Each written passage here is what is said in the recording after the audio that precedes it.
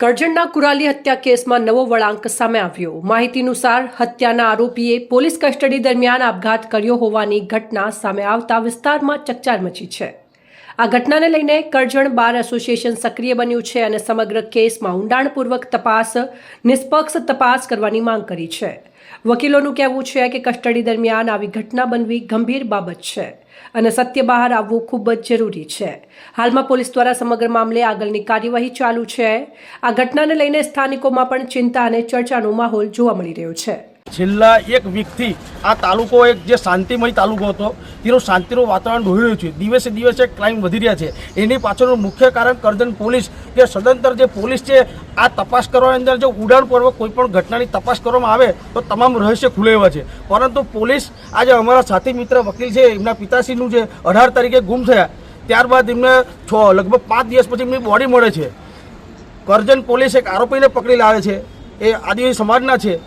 મીડિયાની અંદર પોલીસ પ્રશાસન જે બાઇટ આપે છે સમગ્ર કરજણ તાલુકાની તથા અન્ય તાલુકાની જાહેર જનતા પણ એવું જ વિચારે છે કે આ કાકાએ આ વસ્તુ કરી નથી। તેમ છતાં પોલીસ પકડી લાવે છે, નામદાર કોર્ટમાં રજૂ કરે છે। નહીં ત્યારે આજ પોલીસ 24 કલાક પૂરા થાય તો પણ આરોપીને રજૂ કરતા નહીં। આ કેસની અંદર આરોપીને 24 કલાક પહેલાં રજૂ કરવામાં આવે છે।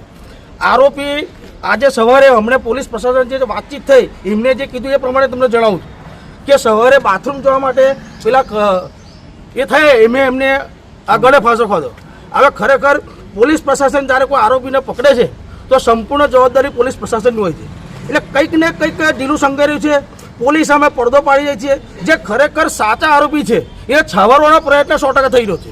સીસીટીવી ફૂટેજની અમે હમણાં માંગણી કરી પરંતુ કે ડાઉનલોડ થાય છે પછી તમને આપીશું।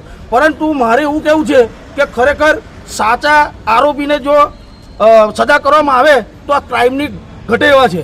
જો આ રીતે છોડવામાં આવશે અને ઢીલું સંકલન આવશે તો દિવસે દિવસે કરજણ તાલુકાની અંદર ક્રાઇમના બનાવો વધશે। આ કાકાનું જે નિધન બતાવે છે કે ગળે ફાંસો ખાધો, કોઈ પણ વ્યક્તિ વિચારો બૂટની દોરીથી કઈ રીતે ફાંસો ખાય એટલે પોલીસ પ્રશાસને કાળજી શું રાખી કેમ એ ત્યાં આગળ બીજા 2 વ્યક્તિને બેસાડે ના।